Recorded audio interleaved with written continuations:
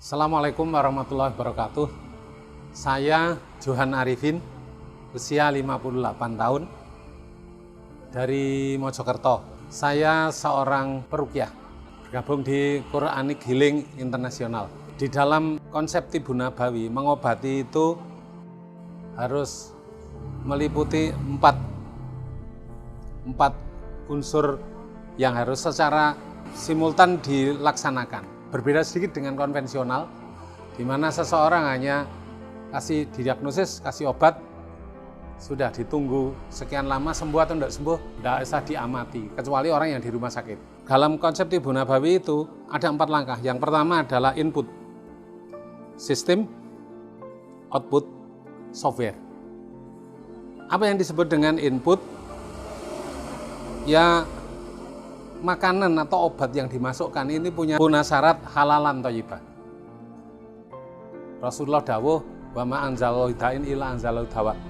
Tidaklah Allah menurunkan penyakit kecuali Allah juga menurunkan kesembuhan. Fatadawau, berobatlah kamu, wala tadawu haraman. Jangan berobat dengan yang haram. Jangan berobat dengan haram. Haram caranya maupun haram bahannya. Mengandung narkoba, caranya ada perdukunan. Itu yang pertama. Makanya konsep Karnus ini cocok sebagai input, dia halal dan thayyib. Ya. Kolagen di luaran biasanya kolagen dari babi, kolagen ini dari sapi. Maka insya Allah kesembuhannya adalah kesembuhan yang berkah. Yang kedua, sistem. Sistem yang diperbaiki apa? Sistem lambung dan sistem rangka. Al-badnu ra'su kulli dain. Perut itu akar masalah dari segala sakit. Sakit apa saja harus dimulai dari perutnya diberesi. Karena andai kan diberi obat itu tidak tercerna kalau perutnya belum diberesi. Maka konsep Karnus ini cocok lah sebagai bentuk memperbaiki sistem sesuai dengan fitrah dari penciptaan. Maka sistem yang kedua adalah sistem rangka.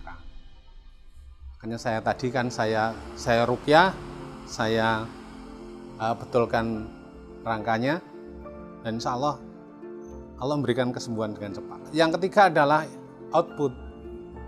Output itu dengan cara mengeluarkan keringatnya. Karena begitu keluar keringat itu penyakit-penyakit juga ikut keluar.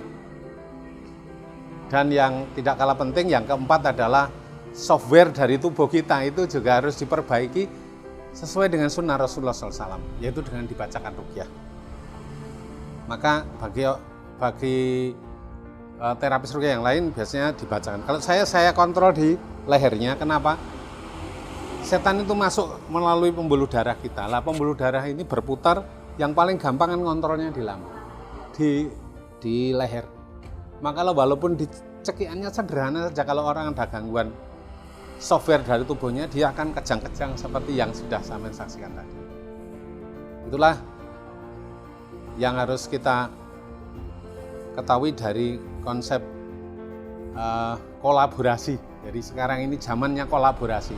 Bahkan rumah ada kolaborasi, tukang kayu, tukang batu, arsitek, insinyur. Tidak bisa insinyur bangun rumah. Para terapis non-medis ini juga harus berkolaborasi. Dan insya Allah semuanya baik. Saya sebagai peruqyah biasa menggunakan konsep Karnus untuk menangani kasus-kasus yang saya hadapi setiap hari. Mudah-mudahan yang lain bisa menirukan seperti itu, bisa mencoba, dan saya siap melakukan pelatihan. Assalamualaikum warahmatullahi wabarakatuh.